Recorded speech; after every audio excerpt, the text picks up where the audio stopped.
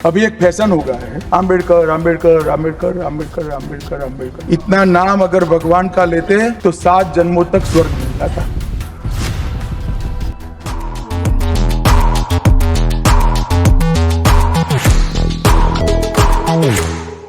अमित शाह ने कर दी बड़ी गलती। दिल्ली चुनाव में आम आदमी पार्टी अब नहीं बख्शेगी। अमित शाह का बयान और बाबा साहब का अपमान करवाएगा घमासान। नमस्कार, दिल्ली का दंगल देख रहे हैं आप और मैं आपके साथ वंदना। अंबेडकर अंबेडकर अंबेडकर, इतना नाम अगर भगवान का लेते तो 7 जन्मों तक स्वर्ग मिल जाता। अमित शाह का ये बयान आता है और देश की राजनीति गर्मा जाती है, राजनीतिक पारा हाई हो जाता है।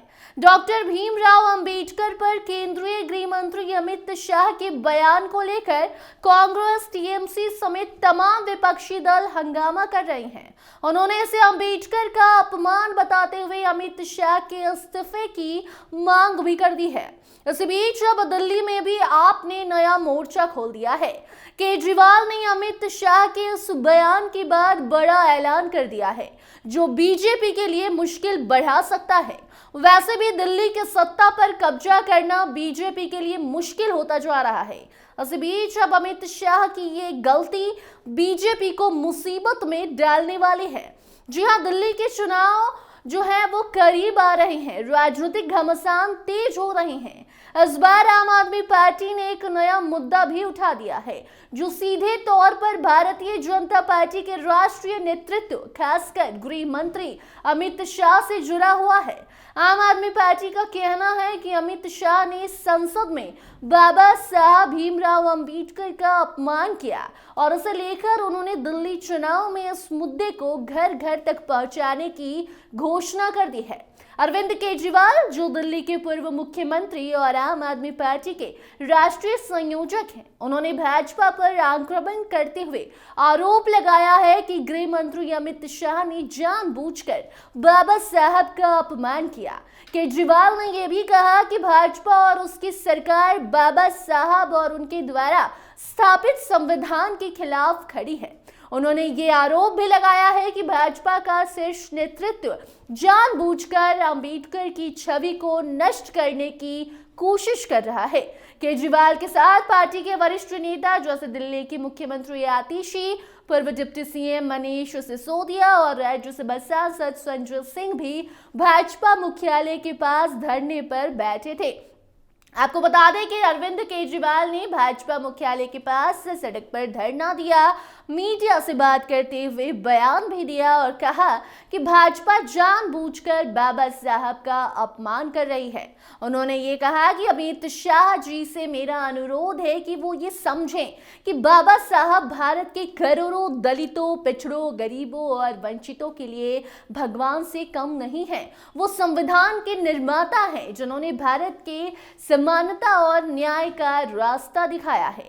उनका अपमान करने से सिर्फ एक व्यक्ति को नहीं बल्कि पूरे देश के करोड़ों लोगों की भावनाएं आहत होती हैं। अरविंद केजरीवाल ने साफ साफ ऐलान किया है कि जिस तरह प्रधानमंत्री नरेंद्र मोदी और गृह मंत्री अमित शाह ने एक साथ आकर बाबा साहब के अपमान का समर्थन किया, उससे ये साफ हो गया है कि ये एक सोची समझी रणनीति थी। केजरीवाल का साफ कहना है कि अगर प्रधानमंत्री जी और गृह मंत्री जी दोनों इस बयान के समर्थन में हैं, तो ये सिद्ध करता है कि भाजपा के शीर्ष नेतृत्व का ये निर्णय था। इससे ये साफ हो गया है कि भाजपा बाबा साहब के खिलाफ है और उसका नेतृत्व संविधान के खिलाफ काम कर रहा है। केजरीवाल ने भाजपा को चेतावनी देते हुए कहा कि अब भाजपा के समर्थकों को ये निर्णय लेना होगा कि वो बाबा साहब के साथ है या फिर भाजपा के साथ। ये दोनों के साथ नहीं रह सकते। भाजपा के शीर्ष नेतृत्व ने स्पष्ट कर दिया है कि वो बाबा साहब और संविधान के खिलाफ खड़े हैं।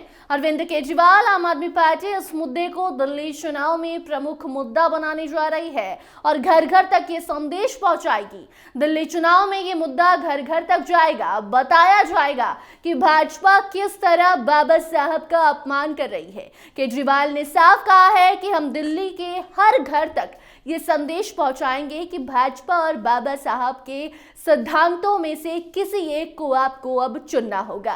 केजरीवाल ने अपने ट्वीट में भी भाजपा के खिलाफ आक्रोश जताया है। जी हाँ, उन्होंने एक नारा लिखा, जो बाबा साहब से करे प्यार वो बीजेपी को करे इनकार। इस नारे के जरिए उन्होंने ये संदेश देने की कोशिश की कि भाजपा और बाबा साहब के सिद्धांतों में कोई मेल नहीं है और भाजपा को चुनाव में इसका खामियाजा भुगतना होगा।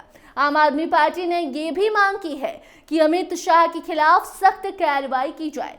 पार्टी का कहना है कि उस बयान से देश भर के करोड़ों लोगों की भावनाएं आहत हुई हैं और इसे लेकर भाजपा के खिलाफ कड़ी कार्रवाई की जानी चाहिए। केजरीवाल का कहना है कि हम इस मुद्दे को दिल्ली के चुनाव में उठाएंगे और लोगों को ये बताएंगे कि भाजपा किस तरह संविधान और बाबा साहब का अपमान कर रही है। हम चाहते हैं कि अमित शाह के खिलाफ कार्रवाई की जाए ताकि ये गुस्सा कुछ कम हो सके। उन्हें अब इस्तीफा भी देना होगा, ये लोग मांग करने लगे हैं। उस पूरे घटनाक्रम के बाद दिल्ली चुनाव में एक नया मोड़ आ गया है।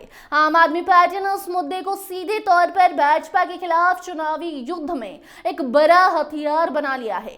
दिल्ली के मतदाता अब ये सवाल उठा रहे हैं कि क्या वो एक ऐसी पार्टी को वोट देंगे जो बाबा साहब के सिद्धांतों और संविधान के खिलाफ खड़ी हो। वहीं भाजपा अपने बयान को सही ठहराने की कोशिश कर रही है और आरोपों को नकारते हुए ये दावा कर रही है कि उनके नेता बाबा साहब के अपमान के पक्ष में बिल्कुल भी नहीं है। उस पूरे विवाद में दिल्ली चुनाव को एक नई दिशा में मोड़ दिया गया है, जहां दोनों पक्ष एक दूसरे पर आरोप प्रत्यारोप लगा रहे हैं। अब देखना दिलचस्प होगा कि इस राजनीतिक संकट का असर दिल्ली के चुनाव परिणामों पर क्या पड़ता है। कोई अपडेट आती है तो आपको जरूर बताएंगे। फिलहाल के लिए इतना ही, हमें दीजिए इजाजत। धन्यवाद।